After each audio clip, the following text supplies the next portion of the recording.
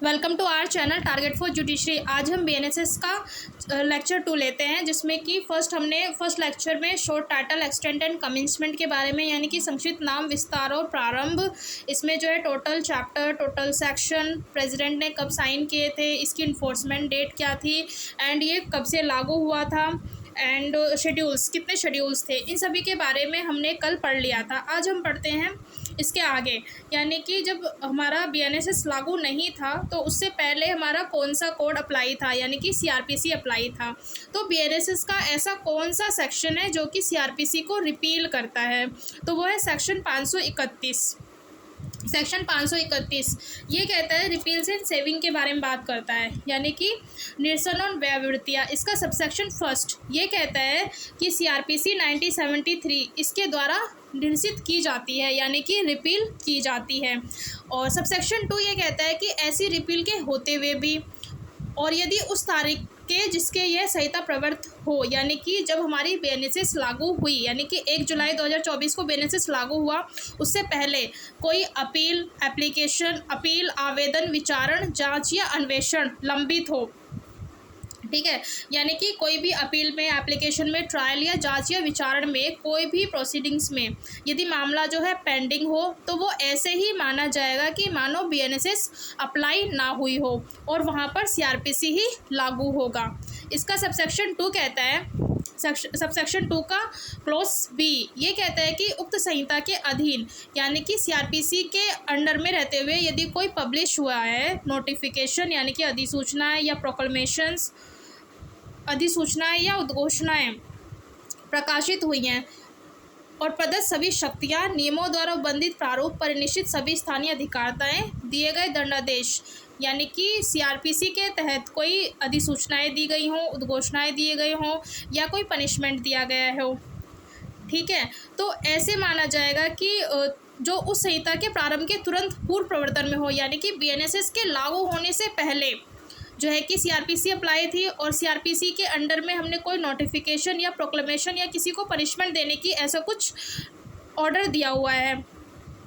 तो वहाँ पर वे ऐसे ही मानी जाएंगी जो कि इस संहिता के तत्स्थानीय बंदों के अधीन प्रकाशित अधिसूचनाएं, जारी की गई उद्घोषणाएं, प्रदत्त शक्तियां, विहित प्रारूप परिनिश्चित स्थानीय अधिकारताएं, दिए गए दंडादेश और किए गए आदेश, नियम और नियुक्तियां समझी जाएंगी। तो ऐसे जो ऑर्डर्स हैं या जो भी ऑर्डर्स दिए गए हैं सीआरपीसी के अंडर में रहते हुए, तो वो ऐसे मानी जाएगी कि मानो वो बीएनएस के द्वारा वो नियम और नियुक्तियां समझी जाएंगी। इसका ग पॉइंट कहता है कि उक्त संहिता के अधीन दी गई, यानी कि सीआरपीसी के अंडर में रहते हुए कोई मंजूरी या कंसेंट दी गई है, मंजूरी या सम्मति दी गई है, जिसके अनुसरण में इस संहिता के अधीन कोई कार्रवाई प्रारंभ ना की गई हो, यानी कि सीआरपीसी के अंदर होते हुए कोई कंसेंट, मंजूरी या सम्मति दी गई है, बट उसके तहत जो है कोई प्रोसीडिंग स्टार्ट ना हुई हो, तो फिर उस जो प्रोसीडिंग है उसको ऐसे माना जाएगा कि ये वो वहाँ पर लागू ही नहीं होती है, यानी कि और ऐसी मंजूरी या सम्मति के अनुसरण में इस संहिता के अधीन कार्रवाई की जा सकेगी,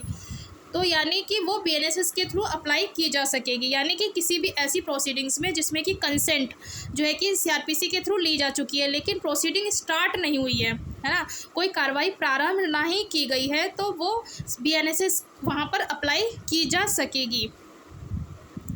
और इसका थर्ड सबसेक्शन कहता है कि यदि किसी अपील या एप्लीकेशन में कोई टाइम पीरियड दिया गया है जहां उक्त संहिता के अधीन किसी आवेदन या अन्य कार्रवाई के लिए विहित अवधि इस संहिता के प्रारंभ पर या उसके पूर्व समाप्त हो गई है, यानी कि सीआरपीसी के अंडर में रहते हुए कोई टाइम पीरियड दिया गया है और बीएनएसएस के लागू होने से पहले वो समाप्त हो गई है, तो वो जो है कि ऐसे माना जाएगा कि मानो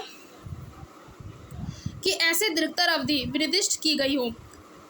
या इस संहिता के समय बढ़ाने के लिए बंद किया गया, मतलब वहाँ पर जो है कि जहाँ पर उक्त संहिता के दिन किसी एप्लीकेशन या अन्य कार्रवाई के लिए विहित अवधि इस संहिता के प्रारंभ पर या उसके पूर्व समाप्त हो गई है, यानी कि टाइम पीरियड समाप्त हो गया है, वहाँ इस संहिता की किसी बात का यह अर्थ नहीं लगाया जाएगा कि वह इस संहिता के अधीन ऐसे आवेदन के किए जाने या कार्रवाई के प्रारंभ किए जाने के लिए केवल इस कारण समर्थ करती है कि इसके लिए इस संहिता द्वारा दीर्घतर अवधि की निर्दिष्ट की गई या इस संहिता में समय बढ़ाने के लिए कोई उपबंध किया गया है, यानी कि कोई भी सीआरपीसी के तहत कोई टाइम पीरियड दिया गया है, वो टाइम पीरियड समाप्त हो गया है और उस टाइम पीरियड के लिए बीएनएसएस में कोई टाइम जो है लॉन्ग टाइम दिया हुआ है, समय बढ़ाने के लिए कोई समय दिया गया है, बट तो वहाँ पर ये नहीं माना जाएगा कि वो बीएनएसएस के थ्रू जो है समय को बढ़ाया जाए, यानी कि वो टाइम पीरियड वही लैप्स हो जाएगा। ये था हमारा सेक्शन 531 रिपील एंड सेविंग के बारे में। इन शॉर्ट में यदि हम बात करें ब्रीफ में, तो सेक्शन 531 का सबसेक्शन फर्स्ट जो है वो सीआरपीसी की रिपील की बात करता है। सबसेक्शन 2 ये कहता है कि यदि कोई मामला जो है कि अपील एप्लीकेशन, इंक्वायरी या ट्रायल में पेंडिंग हो तो वो वहाँ पर सीआरपीसी लागू होगा। ये माना जाएगा कि वहाँ पर बीएनएसएस लागू ही नहीं होगा या बीएनएसएस जो है कि अप्लाई ही नहीं हुआ। थर्ड जो है ये कहता है कि जहाँ पर ऐसी कोई प्रोक्लेमेशंस है,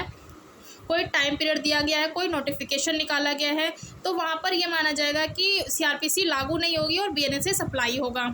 इसका ग जो पॉइंट है, यानी कि सबसेक्शन ग ये कहता है कि यदि कोई कंसेंट ली गई है सीआरपीसी के थ्रू लेकिन उसमें कोई प्रोसीडिंग स्टार्ट नहीं हुई है, तो वहाँ पर जो है कि बीएनएसएस अप्लाई होगा, यानी कि वहाँ पर सीआरपीसी अप्लाई नहीं होगा। क्यों? क्योंकि वहाँ पर कोई प्रोसीडिंग स्टार्ट नहीं हुई है। इसका थर्ड पॉइंट जो है, थर्ड सबसेक्शन ये कहता है कि बीएनएसएस के थ्रू किसी प्रोसीडिंग में कोई टाइम पीरियड दिया गया है और वो टाइम पीरियड जो है समाप्त हो गया है और उस टाइम पीरियड को लेकर जो है बीएनएसएस में अधिक समय दिया गया है, तो वहाँ पर फिर भी ये बीएनएसएस वहाँ पर अप्लाई नहीं होगा। ये था हमारा सेक्शन 531। अब हम बात करते हैं सेक्शन 2। सेक्शन 2 जो है डेफिनेशन की बात करता है। सेक्शन 2 सबसेक्शन फर्स्ट ये कहता है audio video and electronic means, यानी कि श्रव्य दृश्य इलेक्ट्रॉनिक से क्या मतलब है। तो ऑडियो वीडियो इलेक्ट्रॉनिक मीन्स यानी कि श्रव्य दृश्य इलेक्ट्रॉनिक से मतलब होता है कि इसके अंतर्गत जो है